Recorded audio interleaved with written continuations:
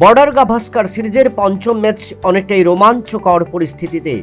প্রথম দিনে ভারতের 10টি এবং অস্ট্রেলিয়ার 1টি উইকেটের পতন ঘটেছিল। প্রত্যাশা ছিল দ্বিতীয় দিনে সিডনির উইকেটে নিজেদের রাজত্ব চালাবে অস্ট্রেলিয়ান ব্যাটসম্যানরা, কিন্তু ভারতীয় বোলারদের সামনে অস্ট্রেলিয়ার ইনিংস গুটিয়ে গেল মাত্র 181 রানে। 4 রানে লিড নিয়ে ভারতীয় দল ইনিংস শুরু করলেও বেশিদূর যেতে পারেনি দ্বিতীয় ইনিংস।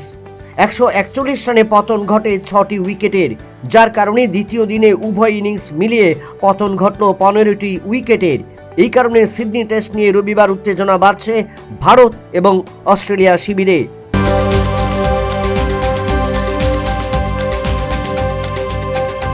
সিডনি টেস্টের দ্বিতীয় দিনের চোট পেয়ে মাঠ ছেড়েছিলেন ভারতীয় পেস বোলার জসপ্রীত বুমরা। তার আগেই নতুন নজির সৃষ্টি করলেন অস্ট্রেলিয়ার মাটিতে, ভেঙে দিলেন 46 বছরের পুরনো বিশান সিং বেদির রেকর্ড। অস্ট্রেলিয়ান ব্যাটসম্যান লাবুশানকে আউট করেই নতুন নজির সৃষ্টি করলেন বুমরা। 1977-78 সালে অস্ট্রেলিয়ার মাটিতে টেস্ট সিরিজে 31টি উইকেট নিয়েছিলেন বিশান সিং বেদি। এবার নতুন রেকর্ড জসপ্রীত বুমরা। শনিবার এই রেকর্ড ভেঙে দিয়ে 32টি উইকেট তুলে নিয়ে শীর্ষস্থান দখল করে নিলেন Bumrah. Bureau report, news vanguard.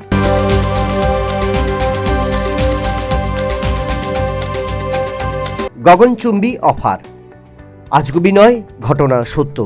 সপ্তাহে 10 কোটি টাকা বেতন দেবার প্রস্তাব সৌদি প্রো ফুটবল লিগে। ম্যানচেস্টার ইউনাইটেডের ইংলিশ ফরওয়ার্ড ফুটবলার মার্কস রাশফোর্ডকে বছরে 3 কোটি 50 লক্ষ পাউন্ড বেতন দেবার প্রস্তাব দেওয়া হয়েছিল। টাকার অঙ্কের পরিমাণ 530 কোটি টাকা। সাপ্তাহিক বেতন হওয়ার কথা 6,75,000 পাউন্ড। টাকার অঙ্কে যার পরিমাণ 10 কোটি 22 লক্ষ টাকা। মাত্র 27 বছরের এই ফুটবলারকে সাপ্তাহিক বেতন ইতিমধ্যেই বিশ্ব ফুটবলের ক্রীড়া মানচিত্রকে আলোকময় করে তুলেছে। যদিও সেক্ষেত্রে মার্কস রাশফোর্ড এই বিরাট অঙ্কের অর্থরাশি প্রত্যাখ্যান করেছেন। Bureau report, news vanguard.